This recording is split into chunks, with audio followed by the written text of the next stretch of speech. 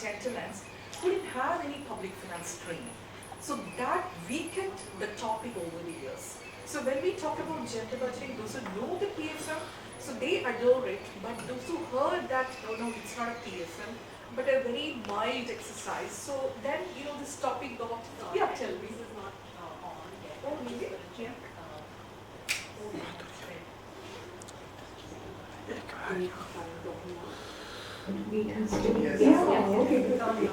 Yeah.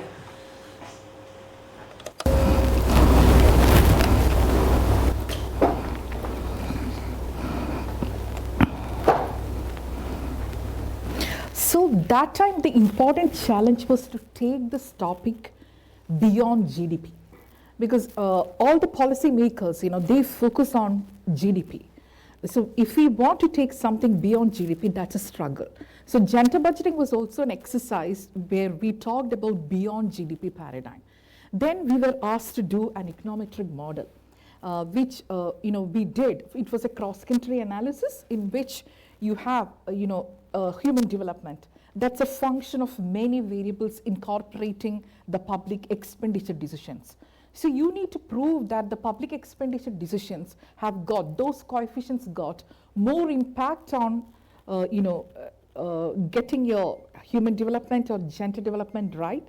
It's not the GDP or the other variables per se. So that was a challenge. So we ran different models, and the coefficients, which showed that GDP and the public expenditure variables, all the variables are positive in affecting the human development or the gender development index, but the coefficients related to the public expenditure, especially in social infrastructure, those coefficients were relatively higher than the GDP or the other variables. So we are getting a research question over there. Then, like Sri Lanka and within India, Kerala, we have the examples that it's not the GDP that is translating into human development, but a conscious public policy decisions. So these were the challenges that time. Again, within the public expenditure, what kind of programs you want to design? That was another challenge. That time, there was a study by IFPRI, Food Research Institute. They looked into this question of what led to the reduction of poverty within the public expenditure decisions, whether it is infrastructure spending or the programs we specifically target for the poor people, like the flagship programs in India. So when we looked into that model, that came up with a very controversial or maybe acceptable results that it's a mainstream spending that has got more impact on reducing the poverty than the specifically targeted or the designs. So the government should stop doing all these flagship programs and focus on roads, mainstream spending. If that's the case, then the gender experts helped. They understood that it needs to be articulated little differently. Like a woman or a man, they have two kinds of needs, like strategic and practical needs. You may be aware of all those things. So, when you get into those questions, we have to get into some unfreedoms which people experience. It's not based on equal opportunity for all that the budget or the public policy should be designed. Equal opportunity, if it works, then men and women access the public provisioning equally. And when we look into the public instance analysis through a gender lens, we should not be feeling that, okay, across quintiles, there is no elite capture. The people are accessing the public provisioning equally. So these should be the results. But the fiscal incidence studies showed that that was not the case. Then we need to look into the unfreedoms people experience. Like, budget makers cannot say that it is gender neutral. We are here not to support anybody. We design policies, come and access it. So if that is the analytical framework, people were experiencing unfreedoms and vulnerable people, they were not accessing it. So we took that paradigm shift that it is not public policy. The role of public policy is to look into these unfreedoms, and we need to design the programs at that level so that everybody can access the provisioning equally. So that was a case we were building up, and it has got an equity concern, it has got an efficiency concern. So we were coming from that point of view. So it was basically beyond GDP. It was removing unfreedoms or removing the capability deprivation. And fiscal incidence was a major tool. The public benefit incidence analysis, public expenditure, benefit incidence analysis across the income quintiles. So these were the research that were happening at that knowledge building level, which I talked about, that first phase of that entire fiscal innovation program. So that was the first phase. Build your knowledge, build your model, get into the efficiency and equity questions. Then what is that capability deprivation framework you are talking about? So those were the research that's happening. Now comes the crucial question, like now the climate responsive budgeting, they're not finding a space in union budget or even in the budget document. So the climate experts are talking to the gender budgeting experts, how you guys did that revolution that time. We were not getting an entry into the Ministry of Finance to put this as a statement. Then it is highly fragmented. If you ask me how much India is spending on mitigation and adaptation, we don't have a document yet in that expenditure budget or expenditure profile, official document. But 2 years back, India had that national adaptation communication. So in Egypt, so as a part of that national adaptation communication, we were asked, NIPP was asked to, formulate, the mitigation and adaptation, that components in the budget, and make a statement that how much India is spending, our country is spending for the climate change commitments. So it's also like, around 5% or something like that. We can estimate that, and from there we need to forecast in future, what will be the financial requirements, and then we get into the externals. External financing in terms of the climate financing bonds, climate bonds and all. So this was the first phase. The challenge was institutional mechanisms then. So the second phase, we are getting into institutional mechanisms, because any research can be converted to a public policy only if we have proper institutional design. So what could be that? That time, the chief economic advisor, he was brilliant that time. It's kind of how a public policy is getting translated into outcomes. That process is what I am explaining to you. So he was working on that fiscal rules, on fiscal, that legislative act and all, right, that 3% of GDP, our deficit should be maintained. So those kind of revolution was happening at that time, and there was a committee or a commission on looking into this classification of budgetary transactions. Because gender budgeting is a question ultimately we need to look into from that classification perspective, the classification of budgetary transactions. So it was a proper finance committee or a finance commission. Within that TOR, the terms of reference, it was mandated that the commission of this committee will look into the gender question as well, and our country will look into what are the possibilities in which it can be institutionalized. So till then, it was an NIPP research. The NIPP was a pioneering institute which was looking into that research question. So this research needs to be translated into a public policy decision. So I was personally like, very depressed because my research is not taking me anywhere.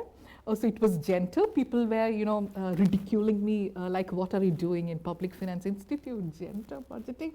So this is the way. But when I went out and worked with UN agencies and all, it was good because they got it, better. But Public Finance Institute was not in a mood. So I was like, after 2 years, I need to get to my next level, that senior economist or whatever position. So how will I be, evaluated? Am I contributing enough? So these were the questions came to my mind, and it was, everything. Then Minister of Finance took this decision that they will mandate the institutional mechanisms and analytical matrices within that proper finance commission or a finance committee, so that the country can lead the research and incorporate this gender budgeting within the Ministry of Finance. So we looked into the other country models. South Africa was doing very well, Debbie Budlender and all, but they were not getting into the Ministry of Finance. So those researches were happening from the civil society level. So women's group were putting a lot of effort, but the Ministry of Finance was not in a mood to accept that because they are not getting a vocabulary in which they can articulate to the Ministry of Finance because their vocabulary was different. So this training in public finance helped to fulfill the dreams of the women's group. Like we worked with them. So it's a heterogeneity of the stakeholders, that was taking this, research ahead. So we worked together, and within this classification of budgetary transactions, what we have done is, if you look into that Ministry of Finance website, this report is there. So it will help the climate finance people also know how to do this analytical matrices and institutional design, how to incorporate a PFM tool. So those matrices, everything is there in that classification of budgetary transactions. The question was how to phase out revenue deficit. Like one of the important narratives of that fiscal rules that time is to phase out revenue deficit. Keep the fiscal deficit at 3% of GDP. So within this fiscal rules framework, our gender budgeting will appear. It is not, a separate story at all. We need to work within. So many colleagues and friends ask me, what happened? Over the years, you're stuck at 5%. Then I told that's a case with social infrastructure budget.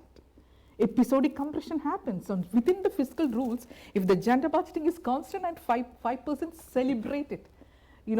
Because when it is 5%, if your taxes are not buoyant, the government get into expenditure compression. Where they cut spending is government's, decision. So they get into human development related spending. And the social expenditure or social infrastructure gets cut. So within that fiscal rules framework, if it is stuck at 5%, celebrate it. But we need to, redesign the way gender budgeting is formulated, whether to reinforce that kind of a protective things, or whether we need to take it as an agency tool to improve the economic empowerment. So those were the different questions.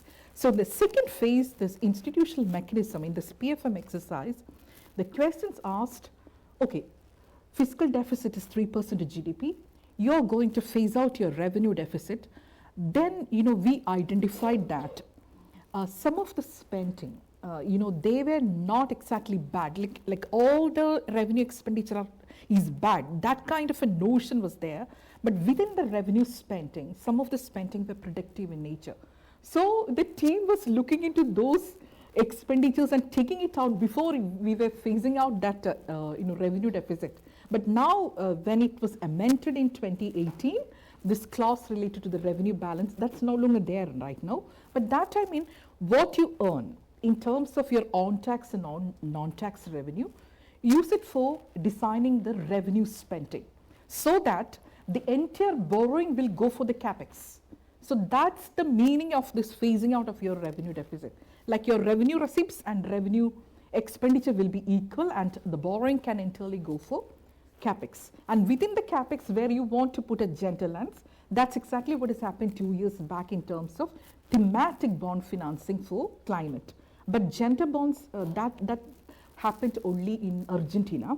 We don't have gender bonds in India, but we can think about even within this debt and deficit financing or the bond financing, a thematic bond can be introduced for ensuring gender equality. So those kind of things we can talk about. But earlier it was kind of a revenue expenditure. It's mostly like within the social sector. Now, after doing that, how a policy get translated into outcome, it was announced in the budget speech. It was a logical entry point. Like Chidambaram was then the finance minister, so he announced gender budgeting as a PFM for the first time in 2004-05. So the budget speech is the entry point.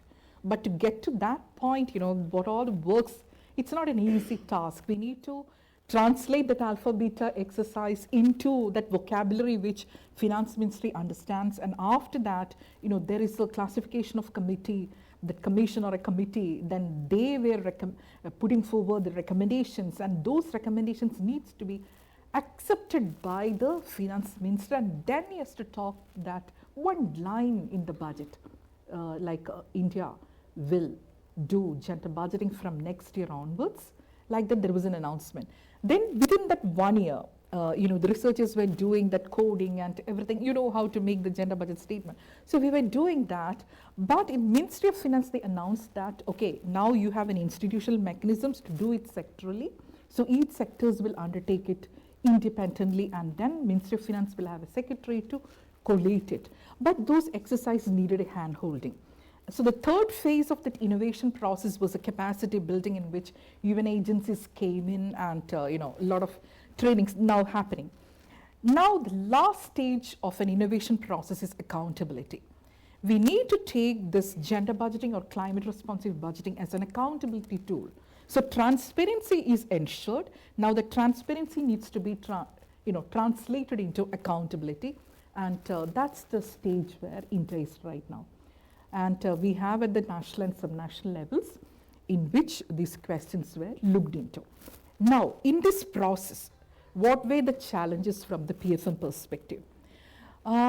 It's not easy to look into the women's labor force participation entirely from the market economy perspective.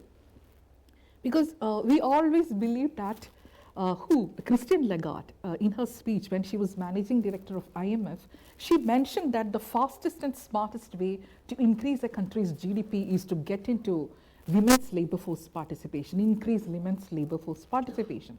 So gender budgeting and women's labor force participation, is there any link? So over the years, this NIPFP methodology remained constant. So we can do a time series modeling. It's a qualitative and quantitative research. So the time series research was done by IMF in understanding whether in India, gender budgeting got translated into gender outcomes. So Janet Stotsky has done that exercise. Later I worked with her, and we incorporated intergovernmental fiscal transfer as well into that. And her research proved that in India, it is effective in translating into better, lessening the gender disparities in education or better educational outcomes. But when we did the study in NIPFP, looking into the labor force participation, gender budgeting and women's labor force participation, we are not getting a very rigorous results. And what could be the reasons? Because we are not having any meaningful policies within the gender budgeting for increasing the labor force participation of women. Like all what we have is like little bit of mobility or a free transport, but that's not the case. We need to get into the systems of national accounts, understand what is a way in which the economic activities were coded within the GDP, what is left out. So these questions needs to be addressed to understand the contribution of women in the economy, and then only the policies can be formulated. So working in with that systems of national accounts framework, SNA framework was the next challenge, and it was a significant research component of gender budgeting, looking into the SNA. Then in 1993, systems of statistical division, UNSD, in 1993, they extended this production boundary. They talk about this economic classification of the economic activities, and some of the economic activities, which were not a part of GDP, but by ILO definition or something like that, it's called work or economic activity. Those needed to be recognized, and at least as a satellite account, we need to keep those into the SNA as an extended SNA or something. But how to quantify that? GDP, it's okay. We go to the market economy, we work 8 hours, it's getting computed, it is monetized, it's paid. But the challenge was to get into the economic activity which is unmonetized, but that requires an attention in the policy making process, and how PFM can address that. Because now, yesterday there was a big meeting in ICRIAR, that Gates Foundation. So they were talking about what could be the announcements in the interim budget for women. So most of the participants there were focusing on the comprehensive care economy package India requires, because otherwise, we study with passion and we have talents, we have visions, but when it comes to a point in which we have to quit, we quit without any, yeah. So those kind of things were happening, and that was because of the lack of public policy awareness. It is not a patriarchal or a intra-household decision. I take it as lack of public policy vision to incorporate the autonomous individual concept into the policy making process. Because if you look into the Scandinavian countries, and there's a documentary a Swedish theory of love. You can take a look into that. And that documentary begins with a statement that what led to a public policy revolution in the Northern Europe. And that was on the basis, based on the assumption that, individuals should be fundamentally independent of each other. So that's the beginning of a dignified, lovable relationship. It should not be an exploitative. So a state or a role of state getting into autonomous individual concept in the context of India is quite questionable. But if we get into that, then the unit of analysis of the PFM will move from the household to intra-household. That's going to be another revolution. Can PFM, revolution happen that unit of analysis should not be household, it has to be intra-household. Of course, it comes at center, state and local, 3 tiers, that is a fiscal federalism, but it also can happen the unit of analysis. It's not the level of governments, it's also the level in which you design your policies, and that stops at household level. So you need to take the step ahead from that level also, yeah, and this will help. And if when you design the different components of the care economy package, you can incorporate many components related to this issues, and it will help men and women. And all men are not patriarchal, but there is a kind of a stress within the household. But when the state takes it up, when the state machinery supports women, things are going to be different. Another study by University of California, they got into domestic violence data, and there is an inverse relationship between domestic violence and gender budgeting. That's the way they also looked into the data related to Indian context. So these were the studies that has happened. Now, one particular question. Okay, we have half an hour. I need to hear your questions and your voices as well. One point I would like to highlight is intergovernmental fiscal transfer. Now, 16th Finance Commission, its constitution. What is the space for the PFM experts to speak about gender within the 16th Finance Commission? This needs to be talked about, because 16th Finance Commission has got a task to design a scientific formula to devolve the funds from the center to the states. It's not like the discretionary transfer. It's based on a scientific formula. So within that scientific formula, like based on population, area, the climate change, it's a part of that Finance Commission mandate right now. Then demographic transition, then tax effort. So, can you suggest a variable that can be incorporated within this formula-based fiscal transfers, reflecting the concerns of gender inequalities? If that can happen, that's good. Any country has done it so far? No. Ethiopia is getting into this question. In India, we faced a lot of opposition to do this because PFM experts always thought intergovernmental fiscal transfer is to offset fiscal disabilities. We are here not to look into the socio-economic backwardness of the country.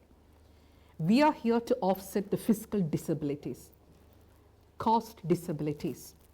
If that is the articulation, what is the starting point of climate and gender within that formula-based, scientific, unconditional formula?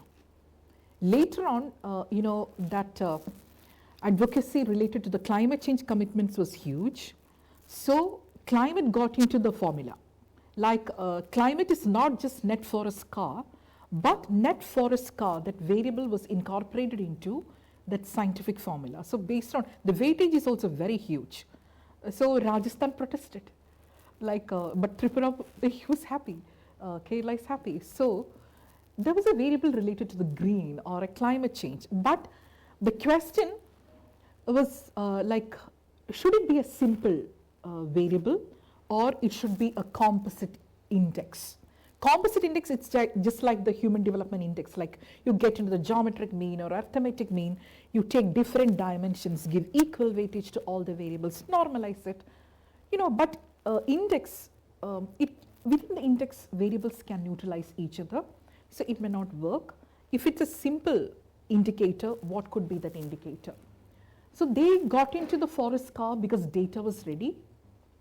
But air quality index is also there, but that frequency was not matching. It's like a high frequency. Within one day you get different, that high frequency was not working.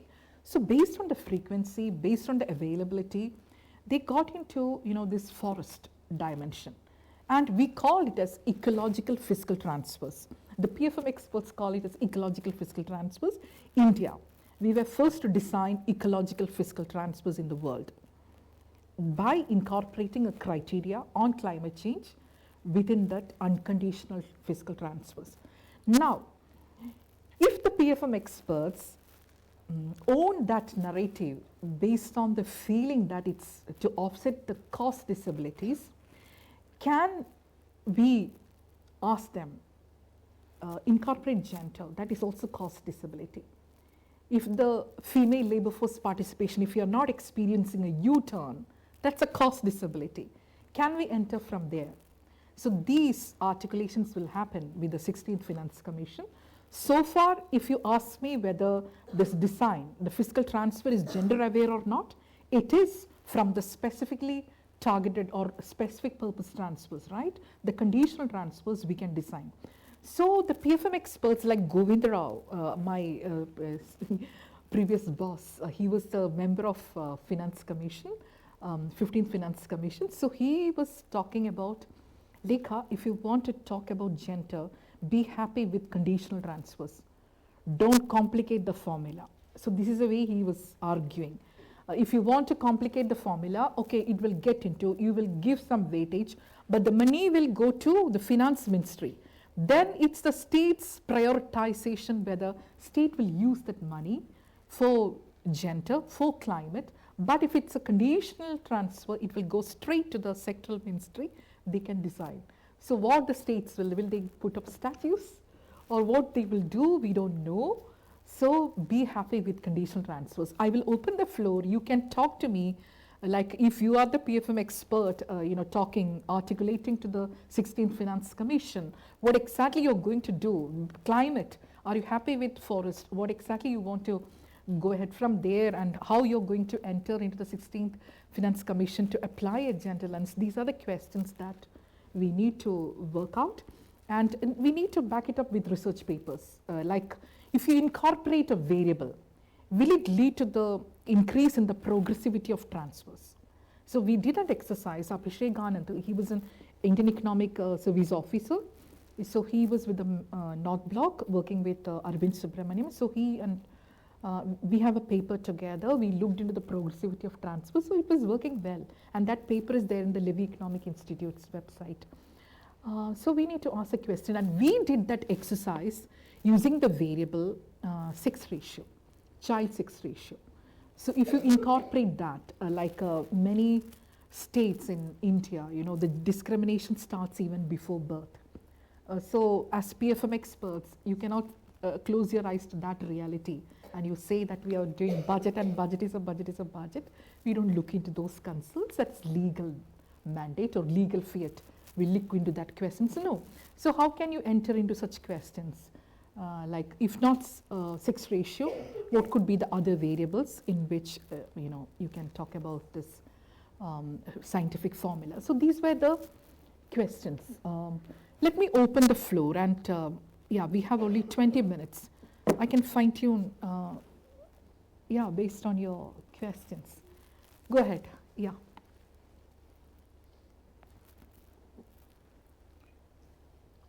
Hmm.